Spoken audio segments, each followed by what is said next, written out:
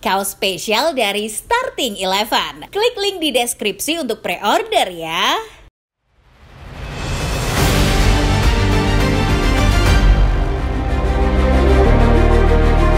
Real Madrid kembali menunjukkan taringnya dengan kemenangan telak 3-0 atas Girona.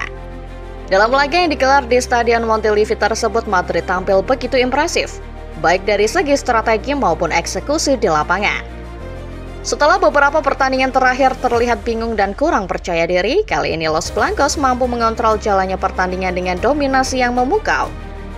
Gol-gol yang dicetak Mbappe dan rekan-rekannya memberikan 3 poin penting sekaligus angin segar bagi fans yang sudah lama merindukan performa gemilang tim kesayangan mereka. Dalam beberapa pertandingan sebelumnya, Madrid lebih sering menelan kekalahan daripada meraih kemenangan. Situasi tersebut membuat Carlo Ancelotti sadar bahwa ada yang perlu diubah. Setelah melakukan evaluasi mendalam, ia memutuskan untuk merombak strateginya meninggalkan formasi lama yang kurang efektif. Pergantian ini akhirnya membuahkan hasil manis, mengembalikan keyakinan fans bahwa Real Madrid akan merebut level tertinggi di La Liga. Dengan kemenangan ini, optimisme mulai tumbuh lagi di hati para pendukung Los Blancos yang sebelumnya sempat dibuat kecewa. Lantas, bagaimana sebenarnya perubahan strategi ini sampai bisa dikatakan sangat baik? Sebelum kita mulai pembahasannya, Football Lovers seperti biasa, Mimin akan selalu mengingatkan bagi kalian yang belum menekan tombol like dan subscribe untuk segera menekannya terlebih dahulu. Karena kedepannya Starting Eleven Moment akan selalu hadir dengan berita-berita terbaru seputar dunia sepak bola lainnya yang pastinya akan selalu layak untuk diikuti.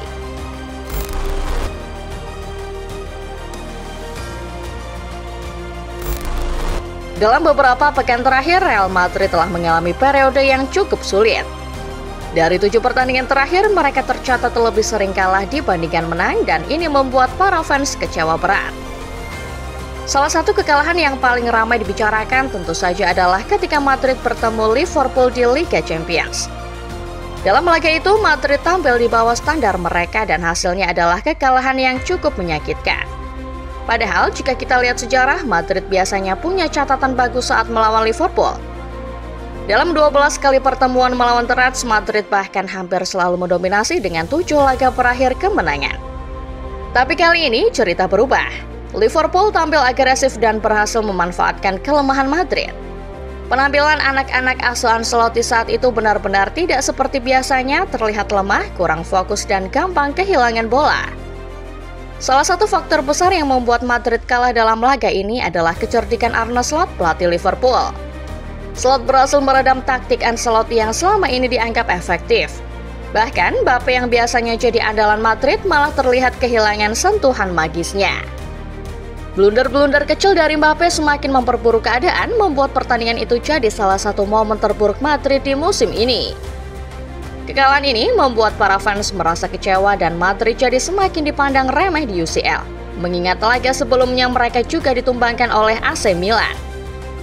Dengan performa seperti ini, jelas Madrid punya PR besar kalau mau kembali berjaya di liga domestik maupun Eropa.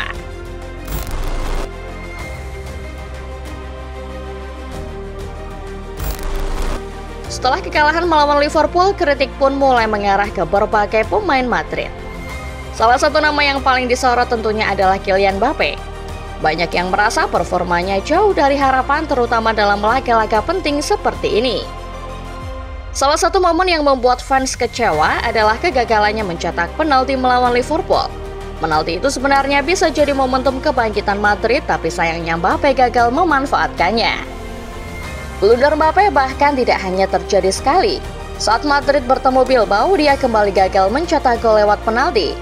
Dan lagi-lagi hal ini membuat Madrid menelan kekalahan. Performa Mbappe yang seperti ini akhirnya membuat para fans mulai kehilangan kesabaran.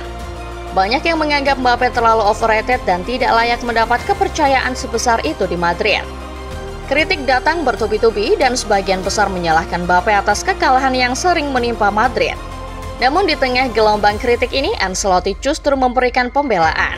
Menurutnya, Mbappe adalah pemain muda yang berbakat, tapi saat ini sedang mengalami tekanan luar biasa. Ancelotti percaya yang paling dibutuhkan Mbappe saat ini adalah dukungan, bukan kritik. Ia bahkan menyebut bahwa dengan mental yang tepat, Mbappe bisa bangkit dan kembali menjadi pemain kunci bagi Madrid. Buat fans, ini tentu jadi dilema. Di satu sisi mereka kecewa dengan performa Mbappe, tapi di sisi lain mereka tahu kalau pemain muda seperti Mbappe butuh waktu dan dukungan untuk menunjukkan performa terbaiknya.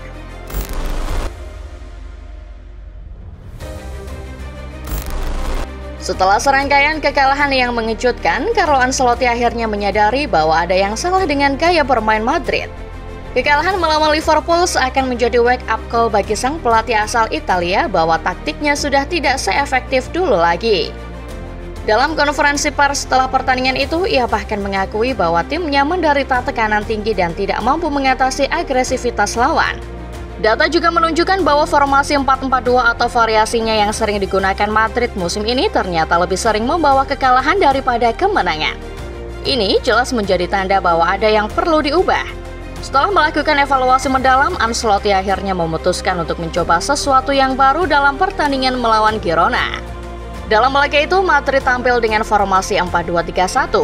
Mbappe ditempatkan sebagai pusat serangan didukung oleh Jude Bellingham yang kreatif di belakangnya. Perubahan ini ternyata membuahkan hasil.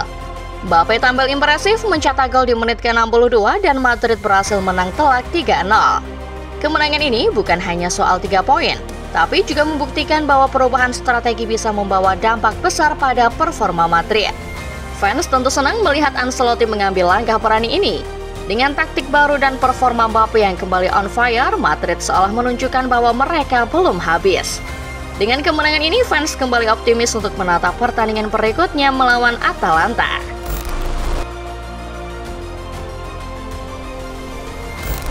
Kemenangan melawan Girona tentu jadi kabar baik untuk fans Madrid. Setelah serangkaian prestasi yang tidak konsisten, akhirnya ada alasan untuk kembali optimis.